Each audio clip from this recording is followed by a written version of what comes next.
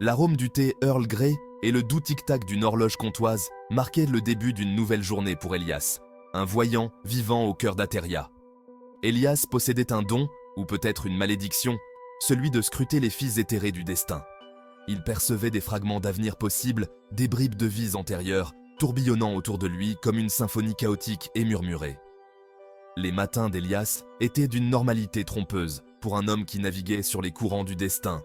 Il savourait un petit déjeuner simple, le journal du matin rempli de nouvelles, à la fois banales et empreintes d'une signification mystique cachée que lui seul pouvait déchiffrer.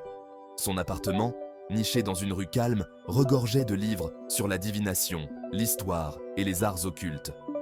Ils étaient ses outils, ses armes et son réconfort dans un monde en équilibre précaire entre le mondain et le mystique. Chaque jour, Elias s'aventurait au cœur animé d'Ateria, une ville illuminée par les réverbères et nimbée de secrets. Derrière la porcelaine ébréchée et les reliques poussiéreuses de sa boutique, il recevait des clients en quête de conseils, de réponses ou d'un aperçu au-delà du voile. Alors que les réverbères de la ville s'animaient, Elias se retirait dans son sanctuaire, entouré de ses livres, cherchant à démêler les fils enchevêtrés de sa dernière vision. Par un après-midi d'automne frais, une femme voilée entra dans la boutique d'Elias. Sa voix, un murmure feutré, lui glaça le sang. Elle cherchait à en savoir plus sur un héritage perdu, une malédiction familiale. Alors qu'Elias lui tenait la main, sa vision se brouilla et il fut plongé dans un maelstrom d'images. Un grand manoir dévoré par les flammes, un amant au cœur brisé, un joyau volé brillant sous une lune rouge sang. Séraphina. Je m'appelle Séraphina. Mon histoire est celle d'une tragédie et d'une perte, une tapisserie tissée d'amour, de trahison et de magie ancienne. La vulnérabilité de Séraphina, son désespoir de trouver des réponses, éveillèrent quelque chose de profond chez Elias. Il jura de l'aider, de briser la malédiction qui hantait sa famille depuis des générations. Leur quête de vérité les conduisit à travers les rues labyrinthiques des bas-fonds d'Ateria, jusqu'à des rassemblements clandestins d'occultistes et dans les recoins sombres de la grande bibliothèque de la ville. Elias, utilisant sa connaissance des traditions oubliées et sa capacité à déchiffrer les murmures du passé, suivit chaque piste avec une détermination sans faille. À mesure qu'Elias s'enfonçait dans l'affaire de Séraphina, il découvrit une conspiration qui atteignait les plus hautes sphères de la société d'Ateria. Il entrevit un ordre secret, tirant les ficelles du destin, leur motivation enveloppée de ténèbres.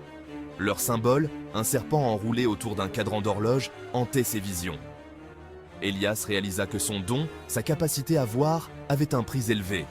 Plus il en apprenait, plus il comprenait le fragile équilibre des pouvoirs à Ateria, plus il ressentait le poids écrasant de la responsabilité. Il n'était pas un simple observateur du destin, il était un participant, chacune de ses actions se répercutant sur la trame du temps. Il trouva du réconfort dans leur quête commune, leur lien grandissant étant une source de lumière dans l'obscurité grandissante. Ateria, autrefois un lieu d'émerveillement et de fascination, semblait désormais sinistre, sa beauté entachée par les secrets qu'elle recelait. Les tours de l'horloge de la ville, autrefois symbole de progrès et d'innovation, ressemblaient désormais à des yeux vigilants, leur rouage grinçant sur la trame même du temps.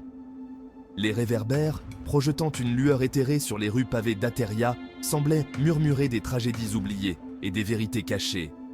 Elias se sentit attiré par les bas-fonds de la ville, par les arrière-salles enfumées des tripots et les conversations feutrées des tavernes faiblement éclairées.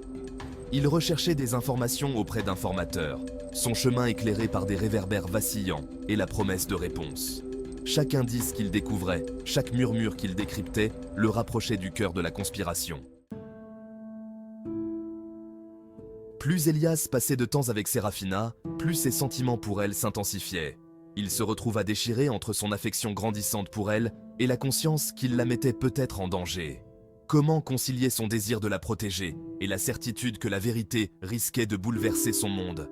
Il entrevit un avenir où ils seraient ensemble, où leur amour partagé s'épanouirait au milieu du chaos de leur vie.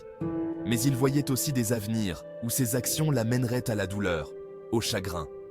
Elias se débattait avec la possibilité d'une vie normale, une vie loin des ombres et des secrets qui le hantaient. Il réalisa que le véritable équilibre ne résidait pas dans le déni de sa nature, mais dans l'acceptation de toutes les facettes de lui-même. Alors qu'Élias se tenait au bord de la révélation, prêt à affronter les forces qui menacèrent de consumer Ateria, il prit une profonde inspiration, se préparant à la bataille à venir. Il n'était plus le même homme qui avait autrefois cherché refuge dans le banal. Il avait embrassé son destin, son rôle de gardien de l'équilibre, de chercheur de vérité. Il savait que le chemin qui l'attendait serait semé d'embûches, que les choix qu'il ferait auraient des conséquences considérables. Mais il était prêt. Il avait Séraphina à ses côtés, sa force reflétant la sienne, son amour un phare dans l'obscurité grandissante. Élias, avec une nouvelle détermination brûlant dans son cœur, s'aventura dans la nuit, prêt à affronter ce que le destin lui réservait.